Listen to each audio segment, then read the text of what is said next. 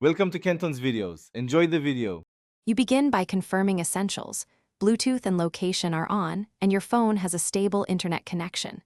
Create your Only Way account with email or phone. Choose a memorable, secure password. Once done, grant permissions the app requests, sensors, notifications, background refresh, so tracking runs reliably. This lets the app collect accurate movement and health metrics. Make sure to link any wearable now. Pairing early prevents sync errors later. If you skipped permission, return to settings and enable them immediately. Now you set specific goals, steps, workouts, sleep, or weight, and adjust targets to match your schedule and ability. Calibrate tracking by entering stride length and letting heart rate zones auto-adjust during warm-up. This improves calorie and intensity accuracy. Once the wearable is paired, verify live sync and battery level. This reduces gaps and false readings.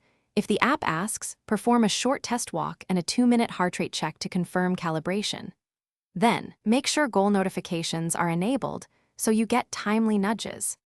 Finish by reviewing your daily routine settings, notification cadence, and do not disturb windows so prompts arrive at useful times. Enable automatic backups and, if needed, connect health data exports for long-term records. Run a full activity, warm up, main set, cool down, and inspect the summary for distance, pace, and heart rate traces. If values look off, recalibrate stride or repair the wearable. Troubleshooting tip. If sync stalls, toggle Bluetooth. Force close the app and restart the phone. This clears most transient connection errors. Thanks for watching. Consider subscribing if we helped you.